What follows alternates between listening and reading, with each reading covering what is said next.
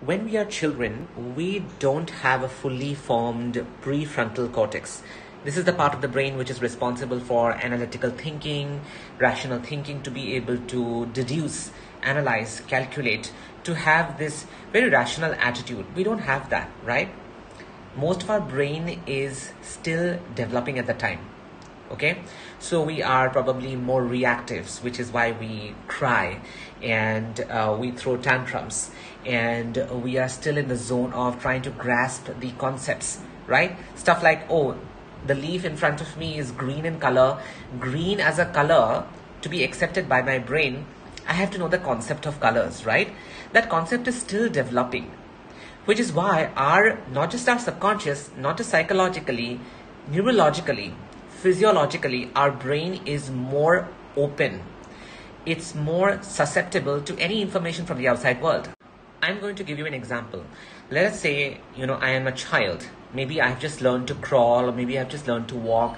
I can't talk properly because my language centers, my Wernicke's area, my Broca's area in the brain. There are different areas for comprehension and language, like Wernicke's area, Broca's area. These are still probably developing at this moment, right? So I may speak gibberish, but then the thing is that I have these concepts of attachments. Like, I know that this is my mom and this is my dad, and I can recognize, right? And I understand love, not again from a brain perspective, but from a body perspective, that I can trust. The moment I go to my mom's lap, I stop crying because I feel okay, I feel safe. The concept of safety is an experience in my body. The concept of trust is an experience in my body, right? The concept of attachment is an experience in my body. So these are experiences through which I am learning to trust, to love, to develop warmth, right? Now, in this experience as a child, let us say I'm just playing around, and then I somehow go to the kitchen looking for my mom because she's cooking probably. And I pick up the knife, and I'm very fascinated by the silver colors of it. It's like glittering and shimmering, and I just like it. I don't understand what a knife is. Like, I don't understand the danger involved with it because I haven't experienced it. But then I pick it up, and my mom suddenly from the corner of her eye sees it, and then she goes running to grab it, and in all her aggression and fright, she just pulls the knife out of my hand, and I begin to howl and cry and howl and cry. What's happening in that moment is something that I liked, my mother snatched from me, right? And this is just an example. Don't take it literally, okay? So what might happen is that I may just lose trust on my mom in that moment and feel that, oh my God, something that I like can be snatched away by my mom, who happens to be my world, my universe, with whom I feel safe. So what is happening in my brain is that there are like signals being sent to my body that I can't trust.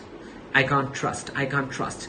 Now, imagine these kind of circumstances happening more and more as we grow up as a child. A toy being snatched away. I'm having an ice cream, and maybe a sibling just takes that ice cream away. And there are like this many experiences that we have, small little experiences, from the initial sensitizing event to many reinforcing events. So in inner child healing, we call them initial sensitizing event, ISE, and reinforcing event, which reinforces the energy and the sentences of the initial sensitizing event, like I can't trust the world, I can trust the world. That may not be a very brain analytical sentence, but it might be a somatic experience, like I can't trust the world. And later, as you grow up, your language centers grow up, you may decode it in the form of words, in the form of language, that I can't trust the world, because anytime the world can take away stuff that I like and I desire, okay? Now, what can happen is that might become a postulate. It might become like a sentence in your brain that you keep telling yourself just because you want to keep yourself safe, by not trusting, by considering everyone as a threat, by not believing in the world. And it might just become a very dominant, once again, a very dominant vibration in your body, a very dominant sentence in your brain. And it might impede your growth, because if you are unable to trust the world, how do you go about, trusting your boss, or trusting your spouse, or someone who owes you money, or with someone whom you're doing business? So when you are unable to trust, you are also not able to trust people. You're not able to trust enterprises. You're not able to trust businesses. Probably you're not able to trust your maid. Maybe you can't trust your spouse. Maybe you can't trust your students. Maybe you can't trust your clients. Maybe you can't trust your coach. And that just impedes your progress more and more and more, because you don't even realize that that is a dead sentence in your brain that keeps on reverberating, impeding your growth and progress.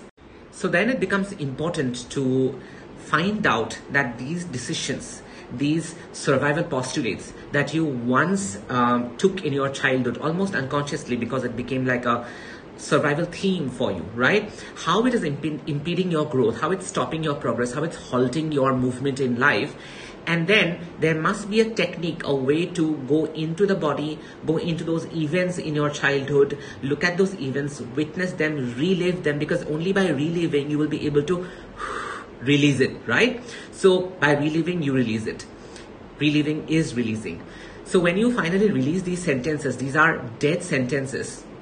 And once you release these dead sentences, you can have a new belief, a new deliberate intentional thought. Not just I can trust the world, but I can also trust that the world is planning and doing and designing good things for me, right? So only then you can replace it with a deliberate intentional thought, right? Now I teach this through a specialized technique called the D3 technique, D3, okay? Demolishing dead sentences from childhood. Like the sentence, I can't trust the world.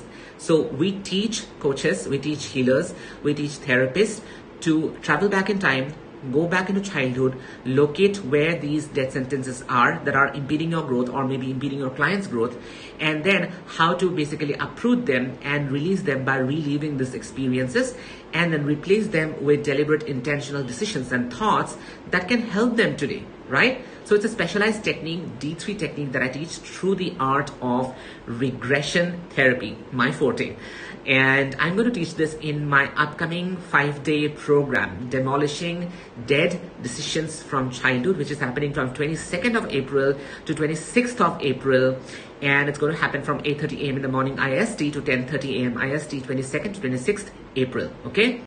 And once again, I want to let you know that this program is open for all coaches, all healers, and all therapists. You don't need to have a background in inner child work or childhood trauma, because I'm going to teach you from scratch, which is why I'm taking 5 days, because I also want to build the premise, build the foundation, give a little bit of recap for anyone who may be coming from childhood trauma background. But even if you are not, nothing to worry. I'm going to teach you from scratch, okay?